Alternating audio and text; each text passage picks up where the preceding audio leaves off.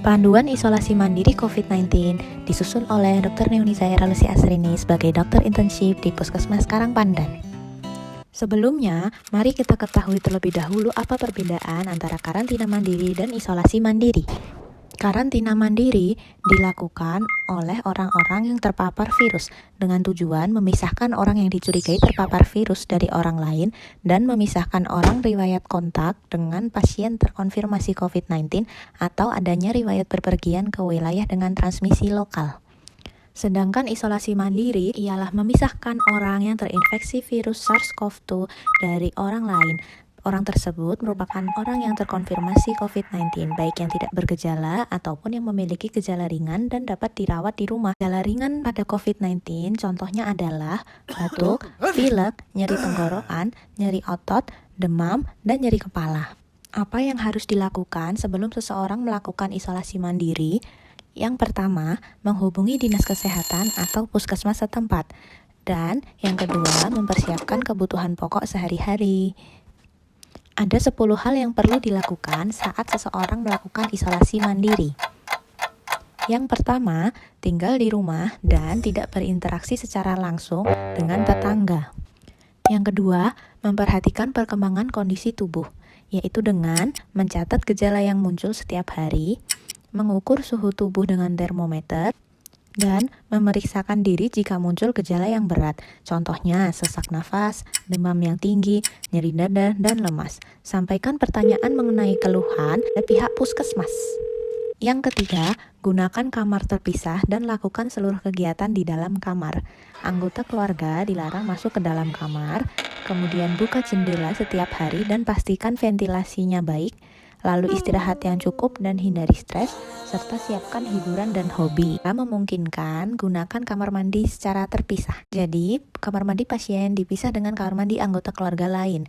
Tetapi, jika tidak memungkinkan, bersihkan dan disinfeksi kamar mandi setiap pasien usai menggunakan kamar mandi.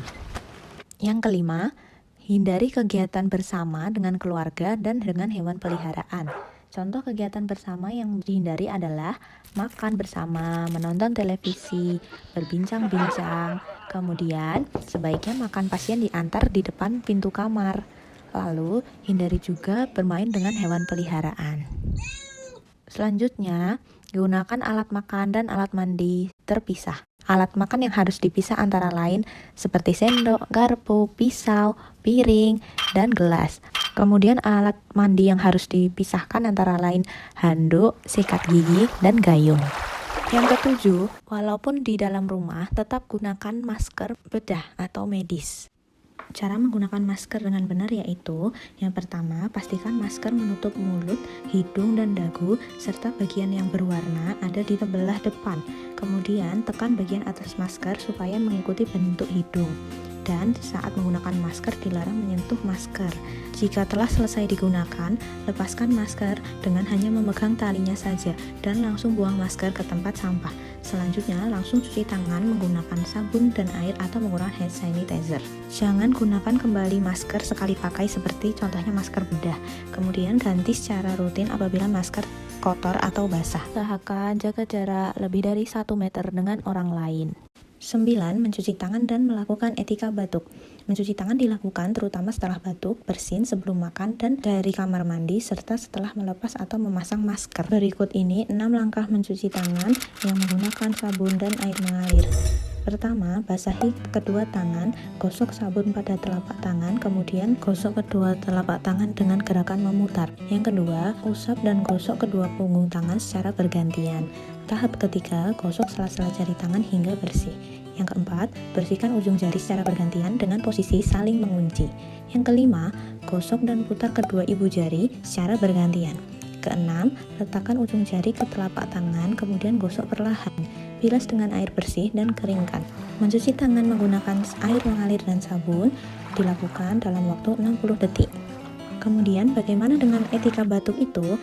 Yaitu ketika kita batuk dan bersin, tutup mulut dan hidung dengan tisu atau menggunakan lengan atas bagian dalam.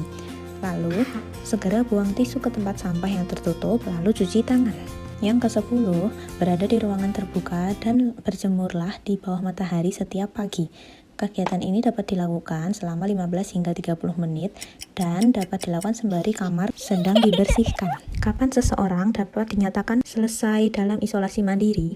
Pada pasien yang bergejala, dinyatakan selesai isolasi mandiri jika sudah melewati 10 hari sejak onset gejala, ditambah minimal 3 hari bebas gejala demam dan gejala gangguan pernafasan tanpa adanya hasil PCR.